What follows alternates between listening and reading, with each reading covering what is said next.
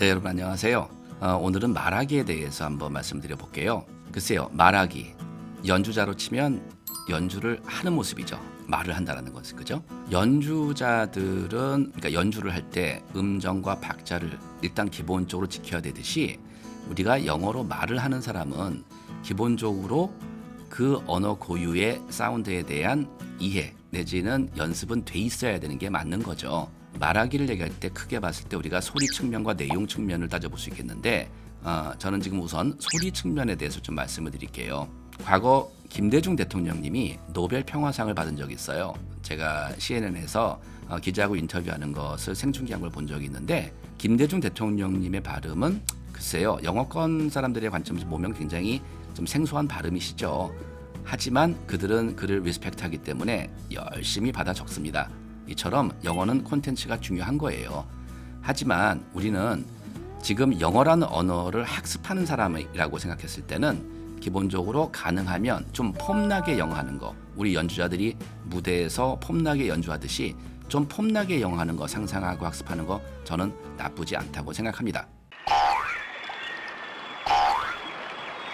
우선 소리 쪽에 연습을 하시려면 개별 단어의 강세부터, 그렇죠? 또 개별 단어의 자음과 모음, 소위 파닉스라고 하지 않습니까?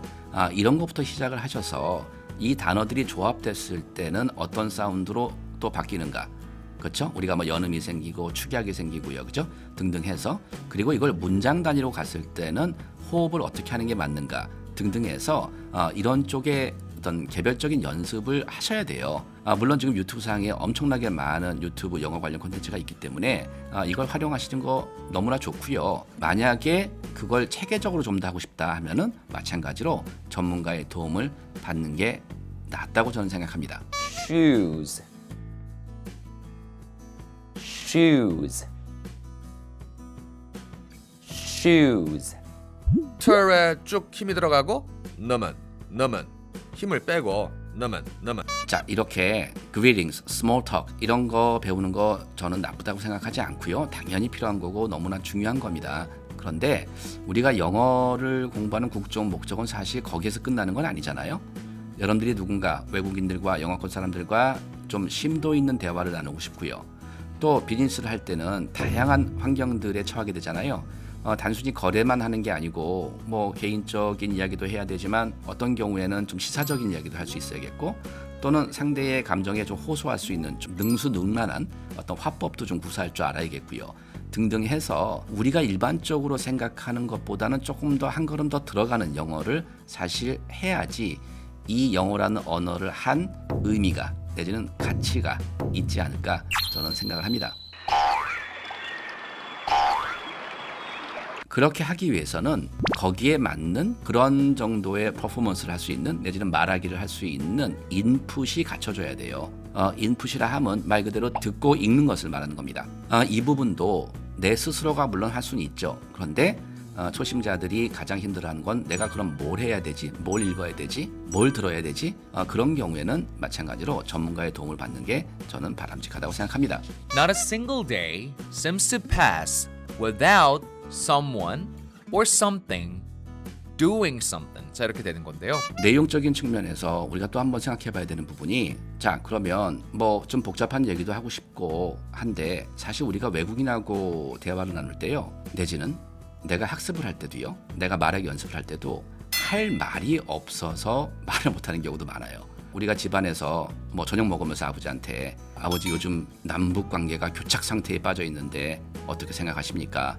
이런 말 하지 않겠죠. 어머니한테 이번 코로나19 사태로 인해서 세계 경제가 붕괴 직전에 있습니다. 이런 말 하지 않겠죠. 그런데 학습자로서는 이런 말을 해야 될 필요가 있죠. 왜냐하면 이건 일상의 문제가 아니고 여러분들이 영어란 언어를 읽고 쓰고 듣고 말하고를 하기 위해서는 그 정도의 영역까지 확대가 되지 않으면 무의미하다는 겁니다. 자, 그렇다면 그러한 문제에 있어서 일종의 해결 방법으로서 뭐가 가능할까요? 제가 하는 일이라서 더욱 그러하겠지만 제 생각에는 그거는 통역을 실제로 한번 해보는 방법밖에 없어요. 우리가 통역을 하다 보면 다양한 연사들을 만나겠죠. 환경, 정치, 시사, 의학, 과학, 생물학 뭐가 나올지 몰라요. 그런데 그런 내용들을 실제로 내가 말해보는 경험, 수동적으로 그냥 읽고 듣고 그리고 내 혼자 외우고 이게 아니라 내가 아이디어 중심으로 오늘은 지구온난화에 대해서 한번 얘기해 보겠습니다. 저는 이렇게 다양한 주제를 다룰 수 있는 통역의 어떤 세팅에서 말하기 연습을 해보는 거 굉장히 좋다고 생각을 합니다. 우리 음악 하시는 분들 뭐 프로페셔널하게 음악 하시는 분들이 어때요? 평소에 계속 스케일 연습하고 평소에 연습을 하죠. 마찬가지로 여러분들이 영어로 말을 잘하고 싶다 하면 이건 평생 프로젝트라고 생각을 하셔야 돼요. Lifelong learning이에요. 그냥 하루아침에 절대 될 수가 없습니다. 영어를 배우시는 분들 다 느끼겠지만 이게 기본적으로 학습 과정이 계단식 그래프예요. 그러니까 어느 정도 올라가다가 쭉 또 좀 올라가는 것 같다가 쭉 이런 식의 느낌인데 이 과정을 겪어가면서 다듬고 다듬어서 나름대로 괜찮은 영어를 하시는 그런 수준에 도달할 수 있는 겁니다. 중요한 건 그 과정까지 갈 때 기초 근육, 기초적인 기본기가 굉장히 중요한 것이고 목표에 도달할 때까지 그 과정은 일단 재밌어야 되고요. 재밌으려면 여러분들이 열정이 있어야겠죠. 열정이 있기 위해서는 여러분들 스스로 상상을 해보세요. 내가 음악가처럼 무대에 서서 통역을 멋지게 하는 모습을 한번 상상해 보세요.